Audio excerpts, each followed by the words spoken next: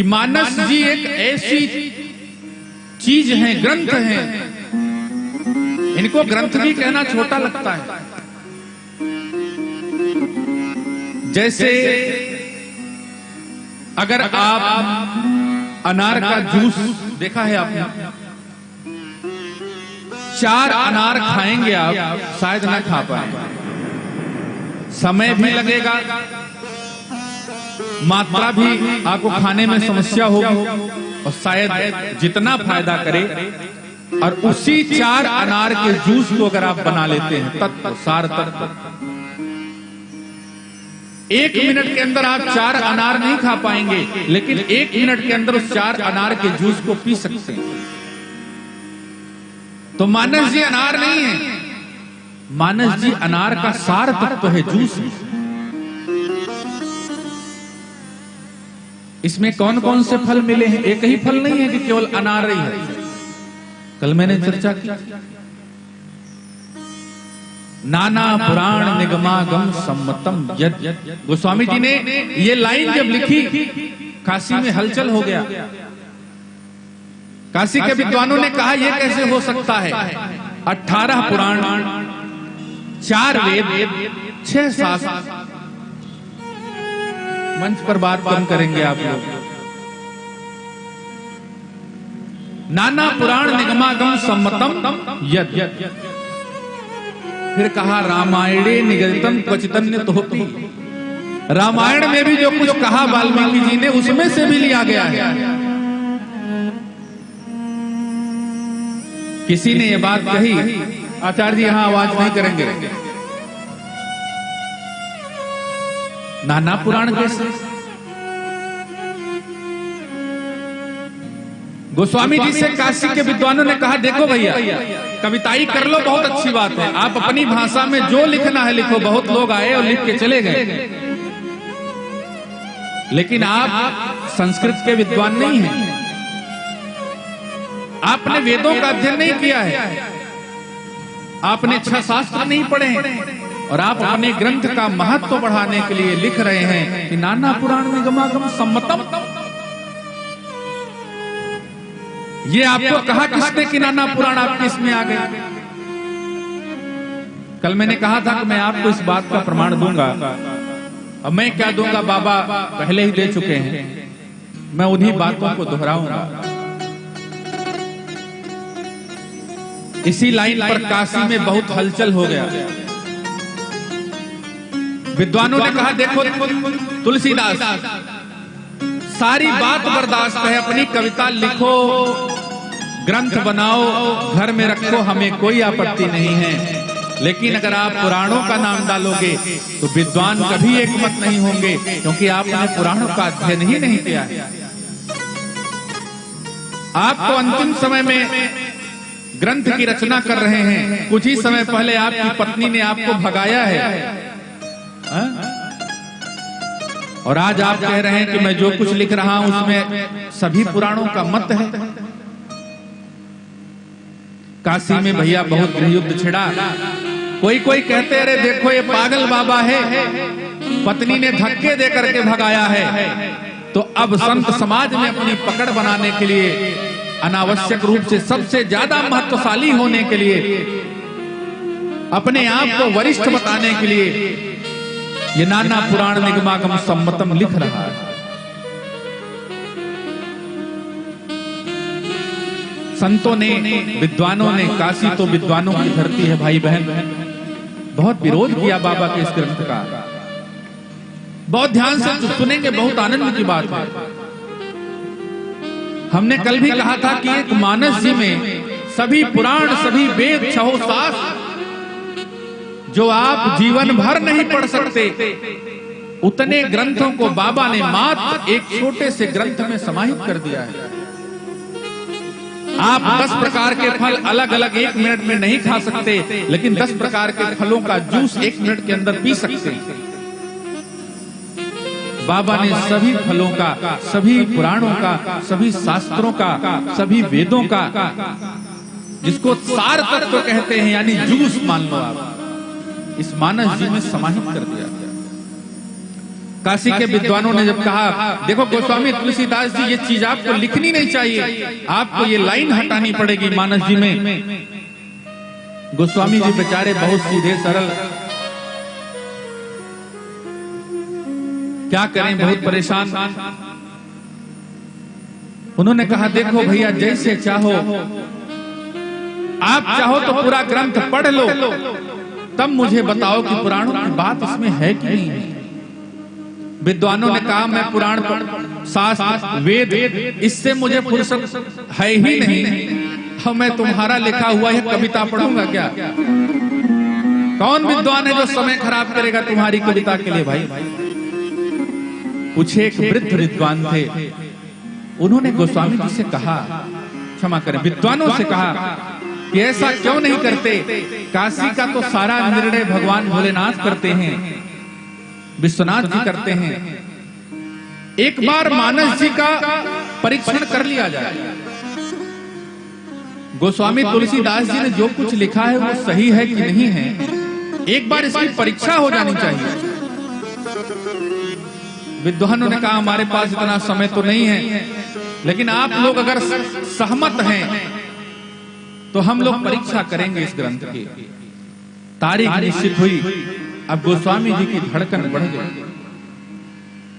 रात दिन यही सोचते, हे भगवान, जाने अनजाने में मेरी कलम पता नहीं कहां चली हो,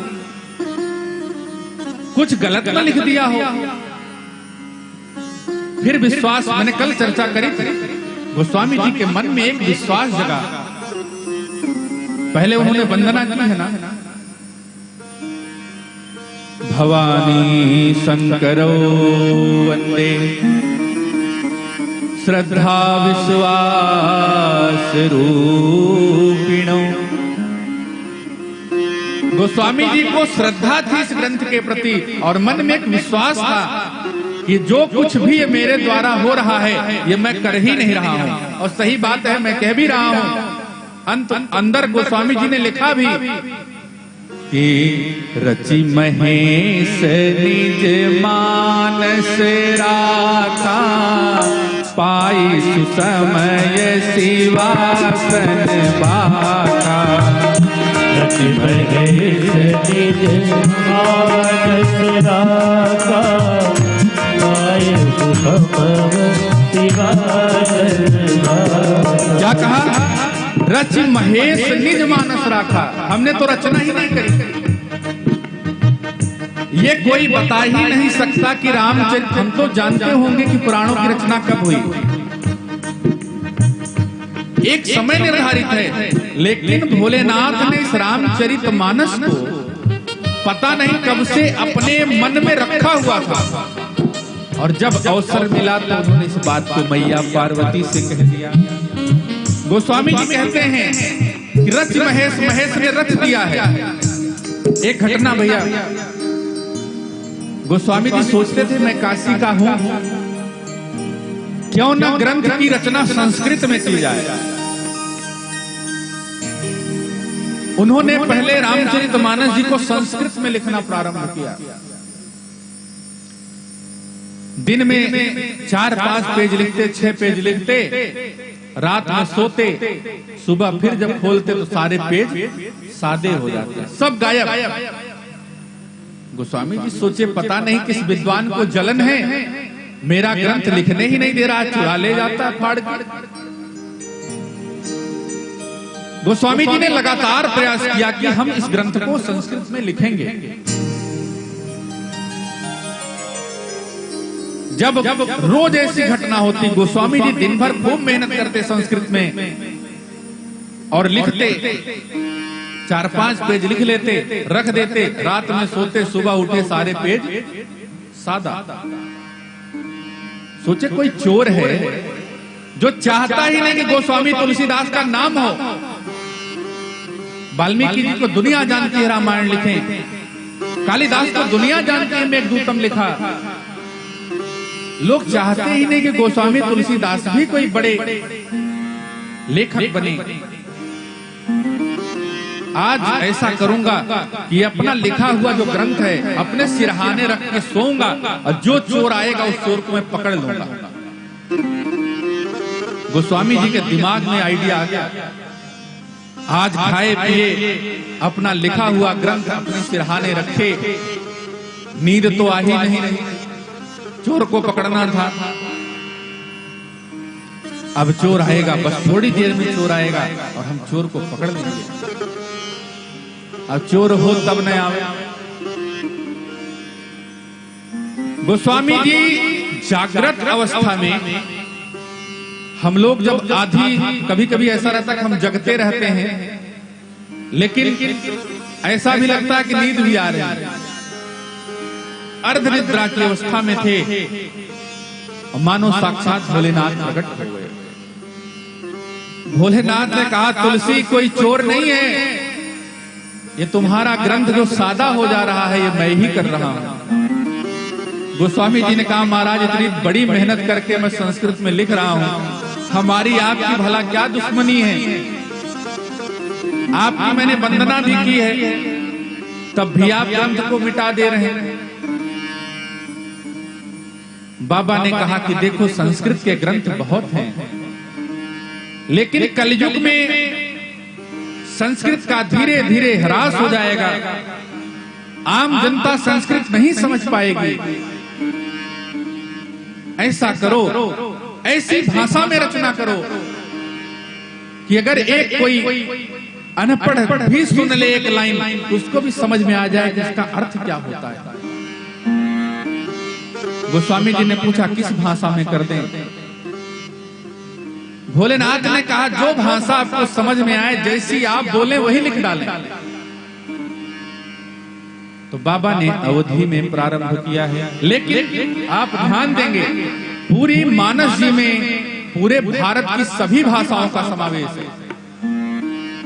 अवधि में हम लोग दामाद को पहुना कहते ही नहीं है,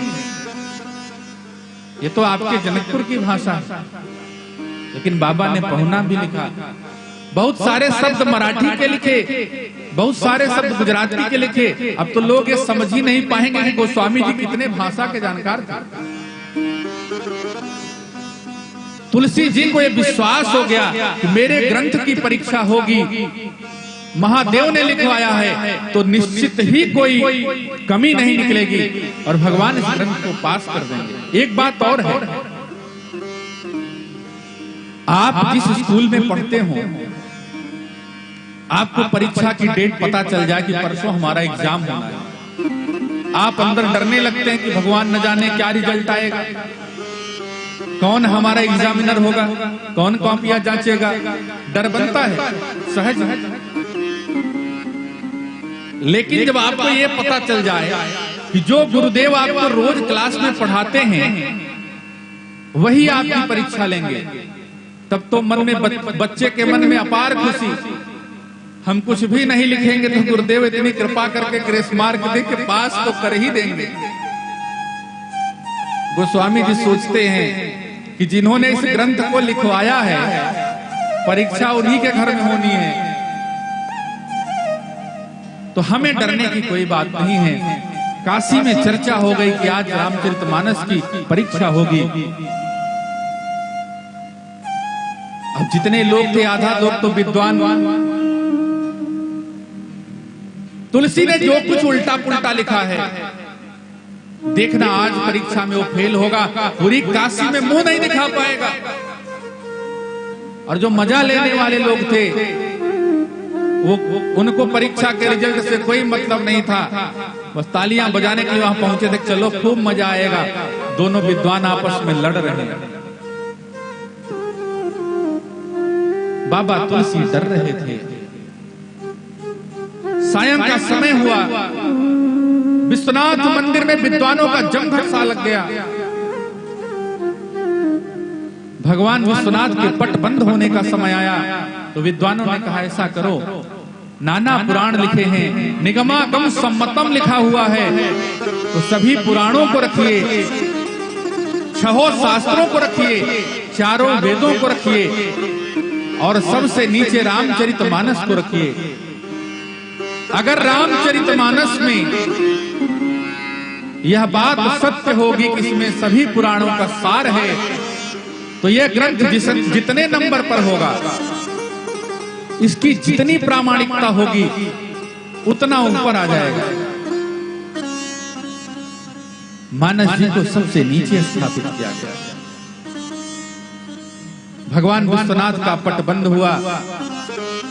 विद्वानों के मन में डर लगा है, ये कोई तुलसीदास ये सेटिंग न कर दे मंदिर वालों से और रात में जाकर के ऊपर रखवा दे। जैसे ही विश्वनाथ मंदिर पर कड़ी में ताला लगाया गया, विद्वान बस दरवाजे पर धरने पे बैठ गए। कोई परिंदा न पर मारे, ऐसी सिक्योरिटी। बाप रे बाप। तुलसीदास जी मंदिर के कोने में बस भगवान का ध्यान करते। हे भोलेनाथ, अगर सचमुच आपने मुझे प्रेरणा दी है, अगर सचमुच आपने कहा है कि तुलसी अपनी भाषा में इसका अनुवाद करो, लिखो, तो आज मेरी इज्जत आपके दरबार में जाने ना पाए। गोस्वामी जी के सहज आंसू छलक जाते हैं। गोस्वामी जी के मन में मानस जी के प्रति अपार श्रद्धा भी है और मन में विश्वास भी है कि भगवान ने लिखाया है तो ग्रंथ तो फेल नहीं होगा। लेकिन हर परीक्षार्थी को डर लगा रहता है। सारे विद्वान गेट पर बैठे हैं, पूरी रात सब लोग जाग करके पहरा दे रहे हैं, विश्वनाथ मंदिर के गेट को खोल करके कोई भी ग्रंथ को ऊपर न कर दे। सुबह का समय हुआ, मंदिर के पुजारी गण आए। भगवान की मंगला आरती के लिए जैसे ही दरवाजा खोला गया, जैसे गेट खुला, धड़ाधड़ काशी के जो विद्वान थे सीधे उस ग्रंथ के पास पहुंचे। और दुनिया का सबसे बड़ा आश्चर्य आज विश्वनाथ मंदिर के गर्भगृह में हो गया। जो रामचरितमानस अभी तक सबसे नीचे रखा था, आज रामचरितमानस सबसे ऊपर आ गया। विद्वानों के सिर शर्म से झुक गए और तुलसीदास के चरणों में गिर गए। क्षमा करिए, क्षमा करिए। और दुनिया का निर्णय करने वाला जब निर्णय करता है, एक साधारण इंसान क्या निर्णय करेगा मेरे भाई भाई। आज तुलसीदास के आंसू रुक नहीं रहे हैं कि भोलेनाथ, आज आपने इस बालक की लाज रख ली। तुलसीदास जी बार बार मानस में कहते हैं कि मुझे कुछ नहीं आता, और सच में नहीं आता था, कुछ नहीं आता था। वो कहते हैं कि मैं अति मतिमंद गंवार, पत्नी के प्रेम में पागल रहते थे। लेकिन जैसे पत्नी ने कहा, जितनी मेरे में तुम्हारी आस्था है, जितना लगाव है, अगर इतना तुम भगवान में कर लोगे, तुम्हारा जीवन धन्य हो जाएगा। मानो तुलसीदास को उसी दिन पत्नी ने प्रेरणा दी और भगवान ने उनके हाथ से ग्रंथ लिखाने का काम किया। आज विश्वनाथ मंदिर में यह बात प्रमाणित हो गई। भगवान विश्वनाथ ने मुहर लगा दिया कि जो तुलसी ने लिखा है कि नाना पुराण निगमागम सम्मतम यद, ये बात बिल्कुल सही है और सही बात भी यही है। आप देखिए ना, जैसा बाबा ने नवधा भक्ति का उपदेश सबरी मैया के माध्यम से मानस में कराया है, वैसा ही नवधा भक्ति का उपदेश भागवत जी में व्यास जी ने किया है। वैसा ही लिखा है। जो हमारा पुराण कहता है वही मानस जी कहती है। तो ये बात साक्षात चरितार्थ होती है मेरे भाई बहन कि नाना पुराण निगमागम सम्मतम यद, यानी सभी पुराणों का समावेश, सभी शास्त्रों का समावेश, सभी वेदों का समावेश केवल इस एक मानस जी के ग्रंथ में है।